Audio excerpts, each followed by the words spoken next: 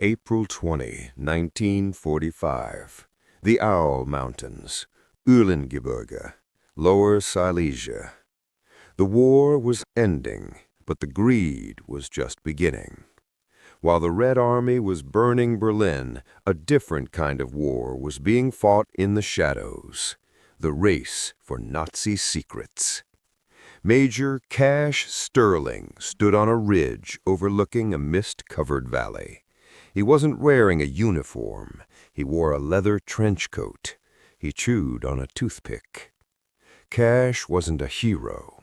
Before the war, he was the most successful bank robber in the Midwest. The FBI chased him for 5 years. Now, the OSS was paying him to rob the biggest bank in history. "Is this it?" Cash asked. "The coordinates match," whispered Professor. He was a disgraced archaeologist who had been kicked out of Princeton for grave robbing. He adjusted his glasses. Project Riese, the giant. The Nazis dug miles of tunnels under these mountains. Behind them stood Sledge, not the one from the ship, a new heavy hitter, holding a jackhammer, and Viper, a woman from the French resistance who killed with a garrote wire. "The Soviets are 10 miles east," Viper said, checking her watch. "We have 4 hours before Ivan gets here. If we aren't gone by then, we end up in a gulag." "Let's crack it open," Cash ordered. They descended into the valley. The entrance to the tunnel wasn't marked. It was buried under a landslide of rocks, intentional camouflage. Sledge set the charges. He didn't use military C4. He used nitroglycerin he'd cooked up himself. "Fire in the hole!" Boom! The rocks slid away, revealing a dark, concrete maw, a tunnel mouth 20 feet high, leading into the heart of the mountain. A blast of cold, stale air rushed out. It smelled of ozone, rust, and decay. "Smells like a tomb," Professor muttered, clicking on his flashlight. "It's a bank vault," Cash corrected him, "and we have the key." They walked in. The tunnel was wide enough for 2 trains. Rails ran down the center, disappearing into the blackness. Water dripped from the ceiling. Plink, plink. They walked for a mile. The light of the entrance faded to a pinprick, then vanished. Suddenly, Viper stopped. She held up a hand. "Listen." From the depths of the tunnel came a sound, not a machine, not an animal. It was a low, rhythmic thumping, like a slow heartbeat inside the mountain. "What is that?" Sledge asked, gripping his shotgun. "I don't know." Cash drew his twin .45s, "but it's guarding the money." They went deeper. They passed abandoned equipment, mining carts, drills, helmets. Then they saw it. Blocking the track was a massive steel blast door. It was 3 feet thick, covered in warning signs. Achtung, Lebensgefahr, danger, mortal peril, and symbols of the SS Occult Division, the Ahnenerbe. Professor Cash pointed at the door. "Worked your magic."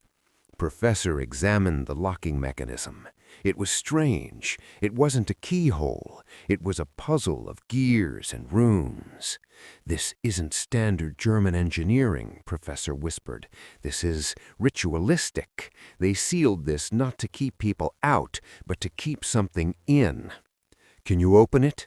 "I need time." "You don't have time," Cash said. "Sledge, blow the hinges." Sledge placed shaped charges. The explosion echoed in the tunnel like a thunderclap. The massive doors groaned and fell inward with a crash that shook the floor. Dust billowed out. Through the dust, a shape emerged. It was a monster of iron and rivets. The Gold Train. An armored locomotive clad in black steel plating, sitting silent on the tracks. It looked like a dragon sleeping in its cave. On the side, painted in gold, was the name Siegfried. They approached the train cautiously. The locomotive was cold, no steam, no heat. "It's been sitting here for weeks," Viper said. "Where is the crew?" Cash climbed up the ladder to the engineer's cabin. He peeked inside. "Empty," Cash called down. "No engineer, no fireman." "Check the cargo cars," Professor said, his voice trembling with greed. "The manifest said 12 cars, gold, art, and special projects." They walked down the length of the train. The first car was sealed. Sledge used a crowbar to pry the sliding door open. The door screeched. Cash shined his flashlight inside.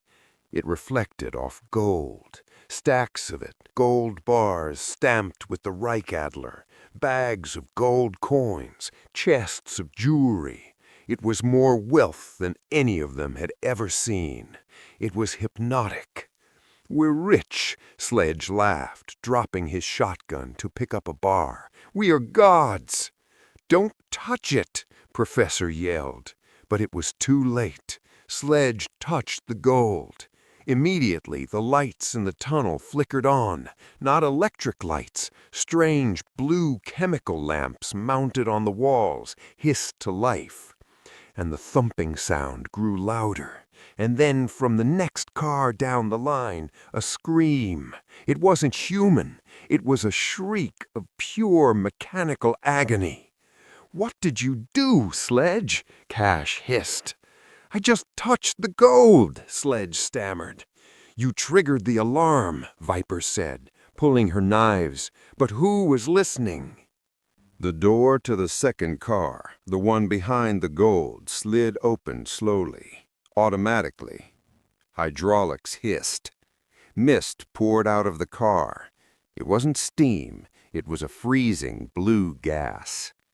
Out of the mist stepped a soldier. He wore the uniform of the SS Totenkopf, but he wasn't right. His skin was pale blue, frozen. His eyes were sewn shut with silver wire, and fused to his arms were weapons. His hands had been amputated and replaced with metal blades. He was a Totensoldat, a dead soldier, a biological automaton created to guard the treasure forever. He sniffed the air. He couldn't see, but he could smell the living. He turned his head toward Cash. He let out a hiss. Behind him, more shapes moved in the mist. "Sledge?" asked. "No," Cash cocked his pistols. "We came for the gold. We aren't leaving empty-handed. Kill the zombies." The Totensoldat moved with a jerky, unnatural speed. It lunged at Cash. Cash fired his twin .45s. Bang, bang, bang. The heavy slugs hit the creature in the chest, blowing chunks of frozen blue flesh onto the gold bars. The creature stumbled back, but didn't fall. It didn't have a heart to stop. It raised its bladed arm to strike. "Headshots!" Viper screamed. She threw a throwing knife. It buried itself in the creature's eye socket. The wire holding the eye shut snapped. The creature convulsed and dropped. But behind it, 3 more stepped out of the mist, and behind them, a dozen. "Sledge, the shotgun!" Cash yelled. Sledge pumped the trench gun. Boom! He blew the legs off the lead monster. It crawled forward, dragging itself with its blades, hissing. "They are biological automatons," Professor shouted, firing his revolver wildly. "Reanimated tissue. The Ahnenerbe actually did it."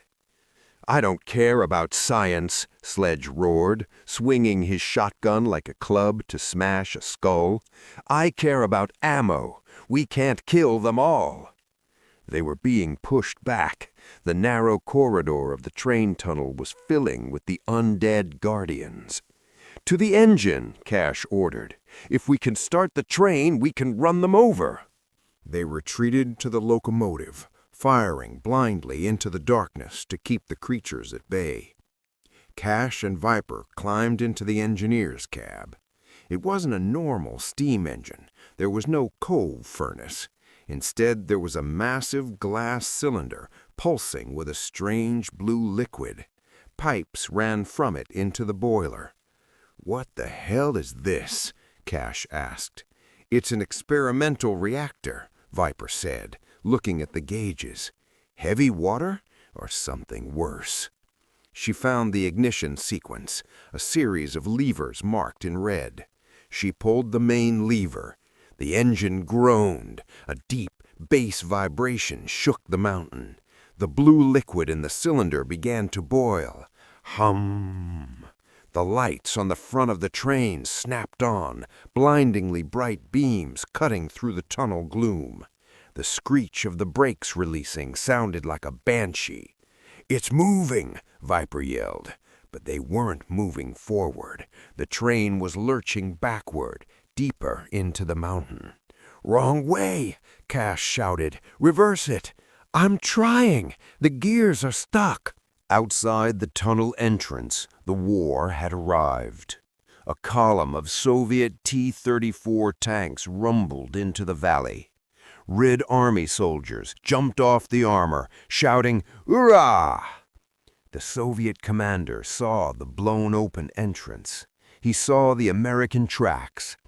"Capitalist spies," the commander spat. "They are stealing our prize." He ordered his tank to fire into the tunnel mouth. Boom! A high-explosive shell flew into the tunnel. It exploded 500 yards inside, causing a cave-in near the entrance. Inside the train, the shockwave knocked the squad off their feet. "The entrance is blocked," Sledge yelled, looking back at the wall of falling rocks. "We're sealed in." "And Ivan is knocking at the door," Cash muttered. They were trapped.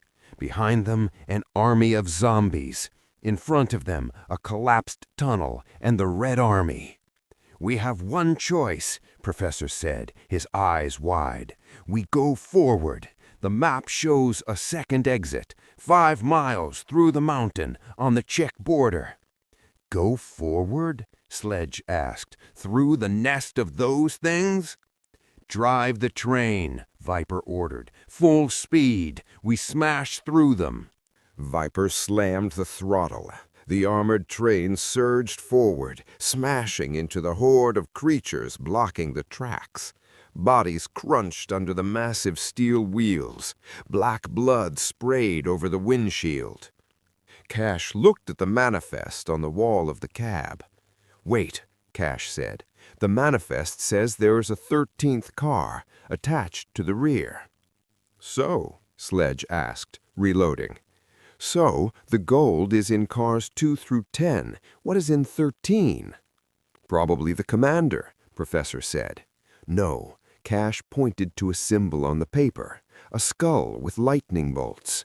"This is the package, the source." Cash grabbed the intercom handset. "Sledge, Professor, go to the back. Check car 13. If it's dangerous, dump it. Uncouple it."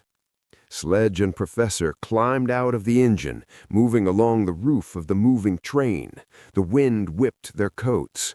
Below them, in the dark tunnel, the monsters were trying to climb up the sides of the cars.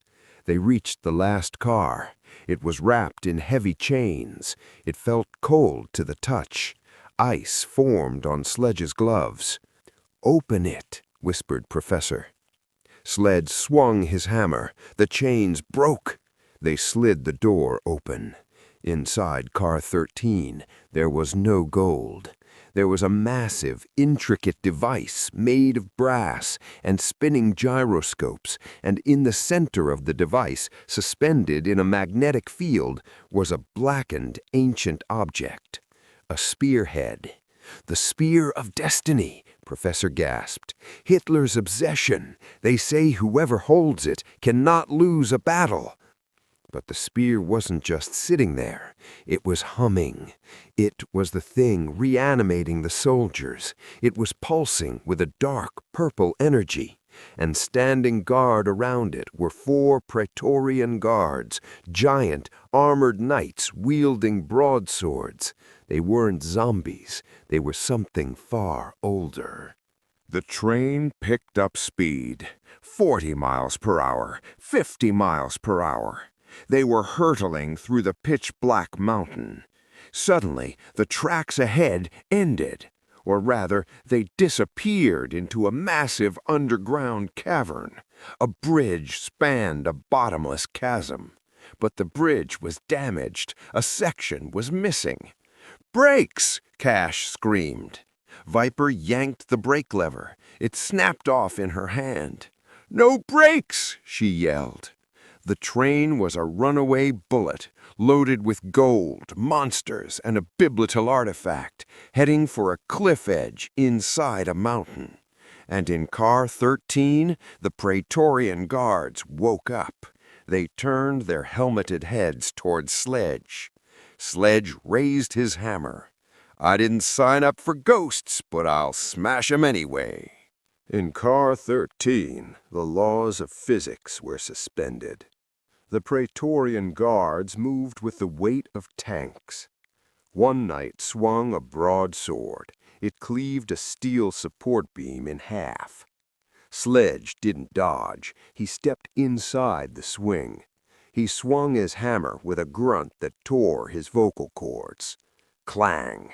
The hammer hit the knight's helmet. The armor dented, but the knight didn't fall. It grabbed Sledge by the throat and lifted him off the floor. "Shoot the joints!" Professor screamed, firing his revolver at the knight's armpit. Cash slid under the legs of another knight. He placed the muzzle of his .45 against the back of its knee, the unarmored spot. Bang! The leg buckled. The knight fell to one knee. Cash climbed onto its back. He jammed a grenade into the gap between the helmet and the breastplate. "Eat this!"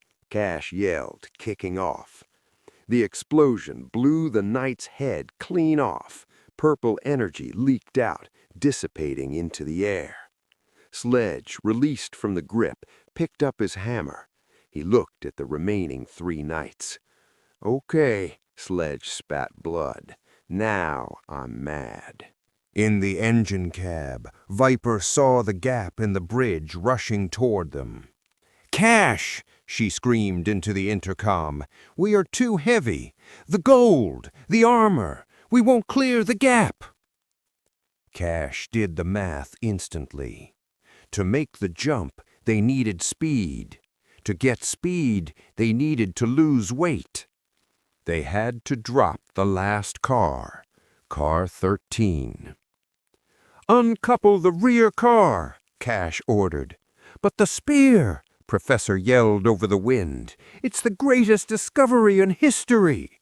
"It's an anchor, Professor. Cut it loose."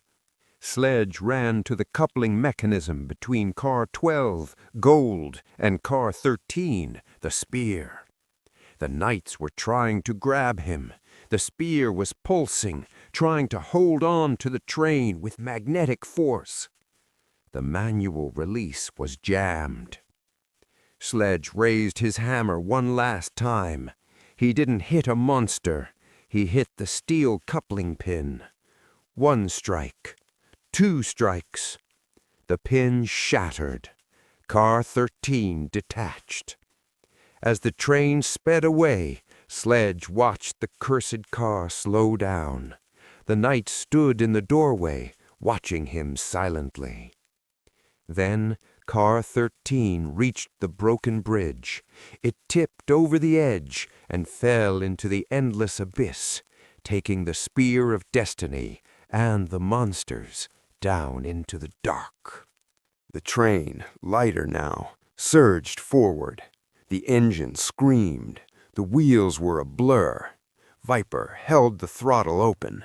"Come on, baby, fly!" They hit the edge of the broken bridge at 80 miles per hour. The locomotive left the rails. For 3 seconds, 200 tons of steel floated in the underground air. Cash held onto the wall. Professor prayed. Sledge laughed. The train slammed onto the tracks on the other side. Screech! Sparks showered the cavern like a meteor shower. The wheels groaned, threatened to derail, but held. They had made it. They roared into the exit tunnel, leaving the abyss behind. The tunnel exit appeared ahead, a circle of white light. But there was a problem. The exit was blocked by a wooden barricade and a German checkpoint. "Don't stop!" Cash yelled. Viper didn't touch the brakes. The Siegfried smashed through the wooden barrier like a fist through paper. Sunlight flooded the cab. They crashed out of the mountainside, plowing through a German outpost. The train derailed. It slid on its side through the mud and snow, tearing up trees, finally coming to a rest in a cloud of steam and dirt. Silence returned to the valley. Cash kicked open the hatch. He climbed out. He was bruised, bleeding, but alive. He looked back. The tunnel entrance had collapsed in the crash. The mountain was sealed again. Sledge climbed out, dragging a heavy canvas bag. "Did we lose it?" Sledge asked. Cash opened the bag. Inside, gold bars glittered in the sunlight. "We lost the curse," Cash smiled, lighting a cigar. "But we kept the retirement fund." May 1945. The Soviet Army secured the Owl Mountains. They found the tunnels. They found the dead bodies with blade arms. But they never found the train. The official report stated that Project Riese was empty. But rumors persisted. Rumors of a group of Americans who crossed the Swiss border, driving a stolen truck with suspension that rode very low. Cash, Viper, Sledge, and the Professor were never seen in the U.S. again. Some say they bought a winery in Argentina. Others say they run a casino in Las Vegas. But if you look closely at the gold reserves of the world, sometimes you find a bar with a strange burn mark, a mark that looks like it was touched by something unholy. The gold train is a myth, but the men who stole it, they were very, very real. If this story kept you on the edge of your seat, hit that like button. Subscribe for more tales from the shadows of history. And remember, not all treasure is silver and gold. Some of it is better left buried.